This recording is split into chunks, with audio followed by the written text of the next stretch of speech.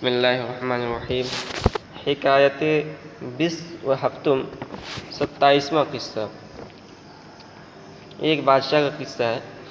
کہہ رہے یکی را از ملوک مدت عمری سپری شد، کہنے بادشاہوں میں سے ایک بادشاہ کی عمر کی مدت ختم ہو گئی، یعنی ایک بادشاہ مرض الوفات کے اندر گرفتار ہو گیا، مرنے کے قریب ہو گیا۔ وقائم مقامی نداشت، اور اپنا کوئی قائم مقام نہیں رکھتا تھا، یعنی اس کا کوئی جانشین نہیں تھا کہ میں مر جاؤں، کوئی بیٹا نہیں تھا کہ بیٹے کو اپنا جانشین بنا دے۔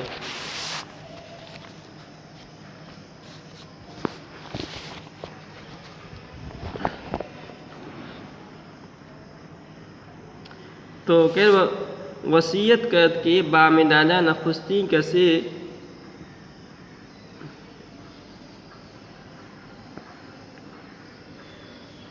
وصیت کرد، تو اس نے وصیت کی، نصیحت کی کہ بامدادہ نخستی کسے کہ الشہر در آید، کہ صبح کے وقت پہلے جو کوئی شہر کے دروازے سے آئے، تاج شاہی بر سروے نہید، بادشاہی کا تاج اسی کے سر پر رکھ دیا جائے۔ وتفویض مملکت بوے کنید، اور سلطنت اس کے سپرد کر دو۔ تو یہ پہلے زمانے کے بادشاہ جو ہے، ان کے کچھ فیصلے بڑے عجیب ہوتے تھے، ان میں سے بادشاہ بھی تھا۔ اس نے کہا کہ دیکھو میرا کوئی جانشین نہیں ہے، تو بادشاہ بھی مقرر کرنا ضروری ہے، میں تو مر جاؤں گا، تو ایسا کرنا کہ تم دیکھنا میرے وفات کے بعد صبح کے وقت جو سب سے پہلا آدمی شہر کے دروازے سے شہر میں داخل ہو وہی تمہارا بادشاہ ہوگا۔ کہ اتفاقاً اول کس کے در آمد گدائے بود، کہ اتفاقاً پہلے جو آدمی آیا وہ ایک فقیر تھا، ہما عمر او لقمہ اندوختہ ورقعہ بر رقعہ دوختہ، جس نے ساری عمر ٹکڑے جمع کیے تھے اور پیون پر پیون لگائے تھے، یعنی بہت ہی غریب تھا۔ اس کی تمام زندگی اسی میں گزری تھی کہ کس طرح ایک لقمہ مل جائے، اور کس طرح کپڑے پہننے کے لیے کپڑے نہیں ہوتے تھے تو کپڑے پیون پر پیون لگا کے کپڑا پہنتا تھا۔ ارکان دولت و اعیان حضرت وصیت ملک بجا آوردند، کہہ رہے ارکان سلطنت اور سرداران دربار نے بادشاہ کی وصیت پورا کی۔ و تسلیم مفاتیح قلع و خزائن بدو کردند، اور قلعوں اور خزانوں کی کنجیاں اسے سونپ دیں۔ مدت ملک راند، یعنی کہ اس نے ایک مدت تک بادشاہت کی۔ تا واضح عمرائے دولت گردن از اطاعت او ببیچانیدند، کہہ رہے یہاں تک کہ عمرائے سلطنت نے اس کی فرما برداری سے منہ موڑ لیا۔ اور ظاہر سی بات ہے، وہ ایک فقیر تھا، اور ایک فقیر جس کو سلطنت چلانے کا کوئی تجربہ نہیں تھا، اور جس نے کبھی بھی 1 روپے ایک اشرفی تک نہیں دیکھی تھی، اس کے پاس اچانک خزانوں کی کنجیاں آ گئی، بادشاہت آ گئی، تو وہ اس کو کیسے چلا سکتا تھا؟ اس نے اس خزانوں کو ختم کر دیا، اور انصاف کے ساتھ اس نے حکومت نہیں کی ہوگی، جس کی وجہ سے جو ارکان سلطنت تھے انہوں نے اس کی اطاعت سے منہ موڑ لیا۔ وملوک از ہر طرف بمنازعات برخاستند، اور بادشاہان وقت ہر ملک سے جھگڑا کرنے کے لیے کھڑے ہو گئے، یعنی اس سے جھگڑنے کے لیے کھڑے ہو گئے، ملک کے ہر گوشے سے جھگڑا کرنے کے لیے اس سے کھڑے ہو گئے۔ اب مقاومت لشکر آراستند، اور مقابلے کے لیے فوج تیار کی۔ فی الجملہ صفا و رعیت بہم برآمدند، حاصل یہ ہے کہ فوج اور عوام باغی ہو گئی، برآمدند باغی ہو گئی۔ وبرخ طرف بلاد از قبضہ تصرف او بدر رفت، اور شہروں کا تھوڑا سا حصہ اس کے قبضے سے نکل گیا۔ درویش اسی واقعہ خستہ خاطری میں بود، فقیر اس بات سے رنجیدہ دل رہتا تھا۔ تا یکی از دوستان قدیمش،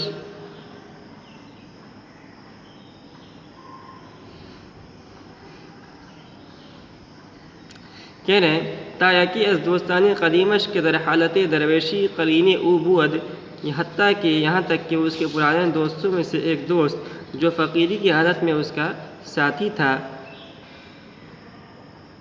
السفر بعض آمد، سفر سے لوٹ کر آیا، ودر چنا مرتبہ دیدش، اور اس کو ایسے درجے پر دیکھا. اب جیسی بات ہے، جب اس نے دیکھا اس سے ایک دوست تھا فقیری کے زمانے میں، جب وہ مانگا کرتا تھا بھیک، تو اس کے ساتھ دوست بھی اس کا بھیک مانگا کرتا تھا. تو آئے تو اچانک اس نے دیکھا کہ میرا دوست تو بادشاہ بن گیا ہے. تو ظاہر سی بات اس کی کیفیت کیسی ہوگی؟ اس کیفیت میں اس نے کہا کہ اللہ نے تجھ کو کس مرتبے تک پہنچا دیا. گفت منت خدائے عز و جل کی. اس نے کہا خدائے بزرگ برتر کا شکر ہے کہ بخت بلندت یاوری کرد، کہ تیرے بلند نصیب نے مدد کی، و اقبال و دولت رہبری، اور نصیب و دولت نے رہنمائی کی، تا گلت از خار و خارت از پا بر آمد، یہاں تک کہ تیرا پھول کانٹے سے، تا گلت تیرا پھول از خار کانٹے سے، و خارت از پا اور تیرے پاؤں سے کانٹا برآمد نکل آیا. ان مع العسر یسرا، بلا شبہ ہر پریشانی کے ساتھ سہولت ہے. تو اب یہ جو اس کا فقیر دوست تھا، اس کو یہ خبر نہیں تھی کہ میرا جو فقیر بادشاہ ہے وہ کس کیفیت سے گزر رہا ہے. اس کو خبر نہیں تھی. اس نے بس دیکھا کہ جو ہے یہ پہلے فقیر تھا، بادشاہ بن گیا، وہ تو ہی دیکھ رہا تھا، لیکن اندرونی طور پر وہ فقیر کتنا پریشان تھا اس کی خبر نہیں تھی. تو اس فقیر بادشاہ نے جواب دیا، شگوفہ گاہ شگفت است و گاہ خورشیدہ، کہہ رہے کلی کبھی کھلی ہوئی ہے اور کبھی سوکھی ہوئی ہے، درخت وقت برہنہ است وقت پوشیدہ، درخت کسی وقت برہنہ ہے اور کسی وقت سرسبز و شاداب. تو اس فقیر دوست نے جواب دیا، کہا گفت اے عزیز. اس نے کہا، فقیر بادشاہ نے کہا، اے دوست، تعزیتم گوئی کے جائے تہنیت نیست، میری تعزیت کر، مبارکباد دینے کا وقت موقع نہیں ہے. اس نے کہا کہ اب اس وقت جس کیفیت سے میں گزر رہا ہوں اس کیفیت کو تم نہیں جانتے ہو. جس کیفیت سے میں گزر رہا ہوں کہ میرے مملکت کے کچھ حصے میرے مجھ سے نکل گئے، لوگ باغی ہو گئے ہیں، وہ کیفیت تم نہیں جانتے ہو. ابھی جس میں کیفیت سے گزر رہا ہوں اس کیفیت میں مبارکبادی کا مستحق نہیں بلکہ تعزیت کا مستحق ہوں. اے عزیز، تعزیتم گوئے کہ جائے تہنیت نیست، اے دوست میری تعزیت کر، اس لیے کہ مبارکبادی دینے کا وقت نہیں ہے. آنگہ کہ تو دیدی غم نانے داشتم، جب تو نے دیکھا تھا کہ تو مجھے ایک روٹی کا غم تھا. جب تو نے مجھے دیکھا تھا، جب میں تیرے سے بھیک مانگا کرتا تھا تو غم نانے داشتم، تو مجھے ایک روٹی کا غم تھا. و امروز غم جہانی، اور آج دنیا بھر کا غم ہے. تو گویا کہ اس نے اس فقیر دوست سے کہا، اپنے دوست سے کہا کہ وہ اس وقت کو یاد کیا، اچھے وقت کو اپنے یاد کیا کہ وہ کیسا اچھا وقت تھا کہ جب ہم فقیر تھے، اور یہ زمانہ کتنا ہی میرے لیے کٹھن اور دشوار ہے. اس لیے کہ جب ہم فقیر تھے تو صرف روٹی ہی کی فکر تھی ہمیں کہ کیسے ایک روٹی مل جائے، اور آج جب کہ مجھے بادشاہ بنا دیا گیا ہے تو ساری دنیا بھر کی فکر دامنگیر ہے.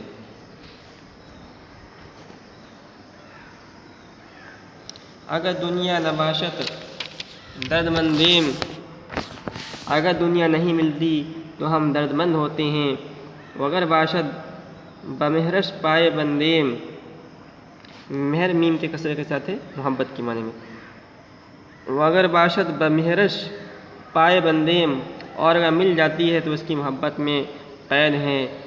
بلائے زی جہاں آشوب تر نیست، کہہ رہے ہیں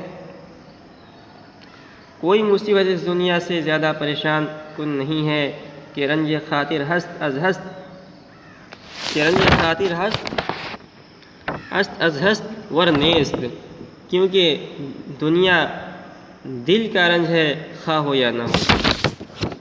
یعنی کہ رنج خاطر ہست، کہ کیونکہ دنیا یہ دل کا رنج ہے، اور ہست ور نیست، خواہ ہو یا نہ ہو.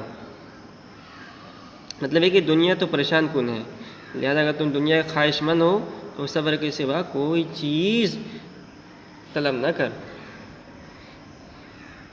تو اس کے بعد اگلا شعر ہے، مطلب گر توانگری خواہی جز قناعت کے دولت است ہنی، اگر تو مالدار بننا چاہتا ہے تو طلب نہ کر، اس کو می طلب پڑھیے، می طلب گر توانگری خواہی، اگر تو مالدار بننا چاہتا ہے تو طلب مت کر، می طلب پھیلے نہیں ہے، جز قناعت کے دولت است ہنی، سوائے صبر کے، اس لیے کہ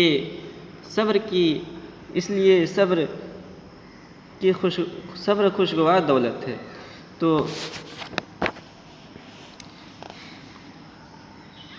ہنی کے معنی خوشگوار کہتے ہیں۔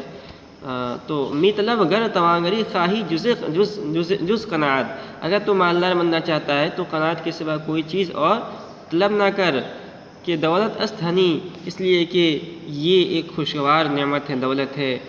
گر غنی زر بدامن افشاند، اگر مالدار اپنے دامن سے سونا جھاڑے، تا نظر در ثواب او نہ کنی، ہرگز اس کے ثواب پر نظر نہ کرنا، کز بزرگاں شنید ام بسیار، اس لیے کہ میں نے بزرگوں سے بہت سی مرتبہ سنا ہے، صبر درویش بہ کے بذل غنی، فقیر کا صبر کرنا بہتر ہے مالدار کے خرچ کرنے سے۔ تو یہ ایک یعنی اختلافی مسئلہ ہے، اور مسئلہ یہ ہے کہ جو شاکر غنی ہے، یعنی ایک مالدار ہے اور اس کے پاس بہت سارا مال ہے، تو اس مال پر وہ شکر ادا کرتا ہے، ہمیشہ اللہ کا شکر ادا کرتا ہے، ایک تو آدمی ہے۔ اور ایک فقیر صابر ہے، یعنی ایک فقیر ہے، اس کے پاس کچھ نہیں ہے لیکن صبر کرتا ہے، صبر سے کام لیتا ہے۔ تو شاکر غنی افضل ہے یا فقیر صابر فقیر افضل ہے؟ تو علماء نے دونوں اختلاف ہے۔ بعض علماء کہتے ہیں کہ شاکر غنی بہتر ہے، یعنی مالدار ہے، اللہ کے راستے میں خرچ کرتا ہے، اللہ کی دی ہوئی نعمت کا شکر ادا کرتا ہے، وہ اس فقیر سے بہتر ہے جس کے پاس کچھ نہیں مگر صبر کرتا ہے۔ لیکن دوسری علماء کی جماعت کہتی ہے کہ نہیں، جو صابر فقیر ہے، صبر کرنے والا ہے اور فقیر ہے، وہ اس مالدار سے بہتر ہے جس کے پاس مال ہے، وہ اللہ کے راستے میں خرچ کر رہا ہے۔ تو شیخ سعدی رحمۃ اللہ نے اسی کو راجح قرار دیا کہ صابر فقیر یہ بہتر ہے شاکر غنی سے۔ ایک مالدار ہے جو اپنے دامن سے سونا لٹا رہا ہے اور لوگ اس کو لے رہے ہیں، فقیر لوگ لے رہے ہیں، تو اس پر جو اس کو ثواب ملے گا وہ ثواب گھٹا ہوا ہے، اور ایک آدمی ہے جو صبر کر رہا ہے، فقیر آدمی صبر کر رہا ہے، اس کو جو ثواب ملا ہوا ہے وہ بڑھا ہوا ہے اس ثواب سے جو مالدار سونا نچھاور کر کے حاصل کر رہا ہے۔ کریں اگر بریاں کنت بہرام گورے، اگر بہرام بادشاہ ایک غور خربریاں کرے،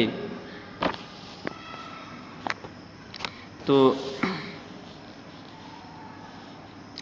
بہرام پہلے سمجھتے ہیں، بہرام ایک عجم کی ایک بادشاہ ہے، ایک عجمی بادشاہ ہے، جسے غورخر نامی جانور، غورخر ایک جانور ہوتا ہے جس کا شکار کیا جاتا ہے۔ تو بہرام بادشاہ جو تھا وہ غورخر نامی جانور کے شکار کرنے کا بڑا شوقین تھا، اور یہ بہت سخی بھی تھا، فیاض بھی تھا، عیش پسند اور صاحب عقل و ہوش بھی تھا۔ تو بہرام گوری، تو یہاں گور سے مراد غورخر ہے، چونکہ بہرام اکثر غورخر کا شکار کھیلتا تھا، اس واسطے بہرام گور کے نام سے مشہور ہوا ہے۔ تو کہہ رہے ہیں اگر بریاں کنت بہرام گورے، اگر بہرام بادشاہ ایک غورخر بریاں کرے، نہ چوں پائے ملک باشد زمورے، تو اس کی حقیقت چونٹی کی طرف سے ایک ٹڈی کے پاؤں کے برابر نہیں ہے۔ تو موری، یہ اس کو مورے پڑھیں، مجہول پڑھیں، مورے۔ تو مور کے معنی آتے ہیں فارسی زبان میں، مور چونٹی کو کہتے ہیں، اور پائے ملک، پا کے معنی پیر اور ملک کے معنی ٹڈی کا پیر۔ شعر کا مطلب یہ ہے کہ اگر چونٹی ٹڈی کا پاؤں مہمانی میں صرف کرے، جیسا کہ ایک چونٹی نے، مشہور واقعہ نا کہ سلیمان علیہ السلام کے سامنے ٹڈی کا پاؤں پیش کیا تھا ایک چونٹی نے، تو اس کی قدر و قیمت زیادہ ہے بہرام غور خر مہمانی میں بھوننے سے، یعنی اس کو سمجھیے یوں کہ اگر بہرام بادشاہ ہے، اس نے ایک غور خر کا شکار کیا اور غور خر شکار کرنے کے بعد اس کو مہمانی میں پیش کیا، لوگوں کو مہمانی کے طور پر پیش کیا، لوگوں کو کھلایا، تو اس پر اس کو کتنا ثواب ملے گا؟ کہہ رہے ہیں اس کی حیثیت کچھ بھی نہیں ہے،